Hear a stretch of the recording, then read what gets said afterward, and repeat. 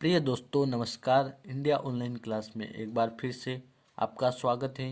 आज हम कक्षा 10वीं गणित प्रश्नावली 8.1 का प्रश्न क्रमांक 6 हल करेंगे, जिसमें हमें दिया गया है यदि कोण ए और कोण बी न्यून कोण हो यानी है, तो जहां कोस ए बराबर कोस बी है तो दिखाइए कि कोण ए बराबर कोण बी है। तो प्रश्न में हमें यहाँ पर दो बातें कही गई है। सबसे पहले कहा गया है कि कोण ए और कोण बी जो है न्यून कोण है। फिर उसके बाद हमें कहा गया है कोस ए बराबर कोस बी है। तो हमें ज्ञात क्या करना है, दिखाना है कि कोण ए बराबर कोण बी है या नहीं, यह हमें बताना है। तो इसके लिए हम सबसे पहले चित्र में देखते हैं। यहाँ पर प्रश्न में हमें कहा गया है कि कोण ए और बी जो है न्यून कोण है। तो इसका मतलब है कोण सी हमारा जो है वह रहेगा समकोण। तो समकोण हमारा यहाँ पर रहता है, तो ये वाला कोण हमारा बना है सी। और अब हम कोण ए और कोण बी जो न्यून कोण है, हम यहाँ पर या यहाँ पर दोनों में से किसी एक जगह पर कोण ए लिख सकते हैं यहाँ पर जो न्यून कोण है, और बी यहाँ पर हम लिख देते हैं, ये भी हमारा न्यून कोण है। तो प्रश्न में हमें फिर कहा गया है कोस ए बराबर कोस बी।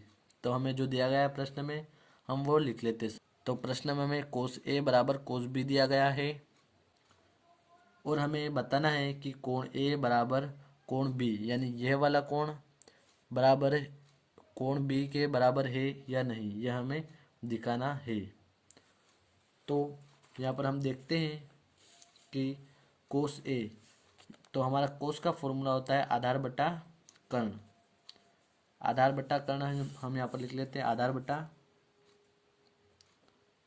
आधार, और इसके बट्टे में कर्ण जो है होता है, यह हमारा फॉर्मूला होता है कोस का।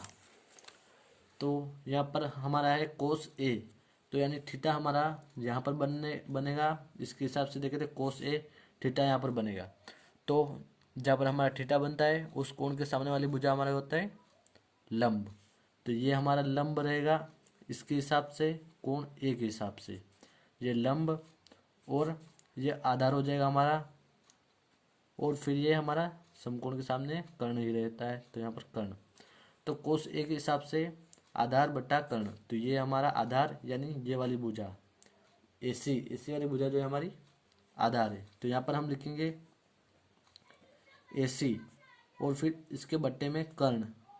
कर्ण जो है हमारा ए बी, ये वाली भुजा हमारी ए बी कर्ण है, तो यहाँ पर हम लिखेंगे ए बी। फिर इसके बराबर में कोस बी दिया गया है। तो इसके लिए हमारा थीटा, ए के लिए थीटा हमारा ए वाले कोण पर बना था और बी के लिए थीटा हमारा बी वाले कोण पर बनेगा, तो यहाँ पर थीटा बनेगा। तो फिर लंब हमारा ये वाली भुजा हमारी लंब हो जाएगी थीटा के सामने वाली, और फिर आधार ये हो जाएगी हमारी, ये वाली आधार हो जाएगी, और कर्ण जो का त्यों ही रहेगा। तो आधार बटा कर्ण, कोस बी के लिए आधार है हमारा बी सी, बी सी वाली भुजा जो है आधार हो जाएगी हमारी। तो हम लिखें बी सी बराबर कर्ण, कर्ण हमारा ये ए बी ही रहेगी। तो यहाँ पर ए बी से ए बी हमारी कैंसिल हो जाएगी यानी कट जाएगी, तो बचे हमारे पास बराबर ए सी बराबर बी सी। तो हमारे पास यहाँ ए सी और बी सी दोनों बराबर भुजाएं हैं एक दूसरे के। तो बराबर भुजा के सामने वाला कोण जो होता है वह भी हमारा बराबर होते हैं, एक दूसरे के बराबर होते हैं। तो बी सी भुजा जो है इसके सामने, यहाँ पर सबसे पहले हम ए सी देखते हैं। भुजा ए सी जो है इसके सामने वाला कोण है बी, तो ये हमारा होगा कोण बी। फिर इसके बराबर होगा हमारे बी सी भुजा के सामने वाला कोण, तो यहाँ पर बी सी भुजा है ये वाली हमारी, तो इसके सामने वाला कोण है हमारा ए, तो कोण ए, तो कोण बी बराबर कोण ए हमारे एक दूसरे बराबर होंगे, या फिर हम इसको कोण ए बराबर कोण बी भी लिख सकते हैं।